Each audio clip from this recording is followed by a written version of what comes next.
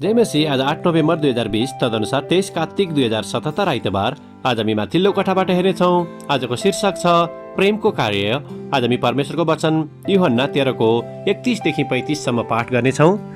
जब त्यो बाहिर गयो तब येशूले भन्नुभयो, अब मानिसको पुत्र महिमित भएको छ र परमेश्वर उसमा महिमित हुनुभएको छ। यदि परमेश्वर उसमा महिमित हुनुभएको छ भने परमेश्वरले आफैमा उसलाई महिमित पार्नुहुनेछ अनि उसलाई तुरुन्तै महिमित तुल्याउनुहुनेछ।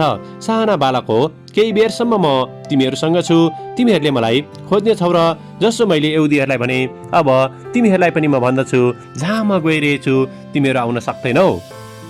एउटा नयाँ आज्ञा म तिमीहरूलाई दिँदछु, तिमीहरू एक अर्कालाई प्रेम गर। तिमीहरूसँग मैले जस्तो प्रेम गरेको छु तिमीहरूले पनि एक अर्कालाई त्यस्तै प्रेम गर। यदि तिमीहरूले एक अर्कालाई प्रेम गर्यौ भने यसैबाट सबैले जान्नेछन् कि तिमीहरू मेरा चेलाहरू हौ। आमेन। यूहन्ना 13को 35 लाई लेखक यहाँ जोड दिनुहुन्छ। यदि तिमीहरूले एक अर्कालाई प्रेम गर्यौ भने यसैबाट सबैले जान्नेछन् कि तिमीहरू मेरा चेलाहरू हौ। आमेन। लेखक आफ्नो अनुभव र विचारलाई यहाँ यसरी प्रस्तुत गर्नुहुन्छ। जब म नर्सिङ कलेजमा अध्ययन गर्दै थिएँ, मैले जोर्जियामा अवस्थित एउटा अस्पतालको बालबालिका उपचार कक्षमा केही हप्ता काम गर्ने अवसर पाएको थिएँ। त्यस समय मैले हात जलेकी एउटी सानी नानीलाई पनि स्याहार गर्ने अवसर पाएको थिएँ। हरेक दिन मैले उनको घाउलाई औषधिले सफा गरिदिन्थेँ र नयाँ ब्यान्डेज फेरि दिँदथेँ। हरेक पटक जब मैले उनको सेवा गर्दथेँ तब उनीसँग दयालु र कोमल हुन सकूँ भनी म परमेश्वरसँग प्रार्थना गर्दथेँ।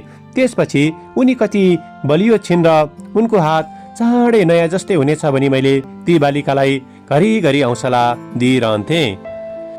मैले ती बालिकालाई करिब एक हप्ता जति स्याहार गरेको थिएँ। जब मेरो अन्तिम दिनको काममा मैले हेरचाह गरिरहेका बिमारीहरूलाई बिदाई अभिवादन गर्दै थिएँ, तब ती बालिकाले मलाई उनको नजिकै बोलाइन् र मेरो गालामा मै खाएर मलाई धन्यवाद भनिन्। यो घटना र प्रसङ्ग भएको करिब 40 वर्ष भइसकेको छ र मैले अझै पनि त्यो बालिकाको सम्झना गर्दछु। प्रेम र करुणा साँच्चै यस्ता बहुमूल्य उपहारहरू हुन् जसलाई हामी अरूहरूमाझ बाँड्न सक्दछौँ। येशूले पनि उहाँका चेलाहरूलाई उनीहरूले दर्शाउने प्रेमलाई नै संसारले याद गर्नेछन् भनी बताउनु भएको थियो।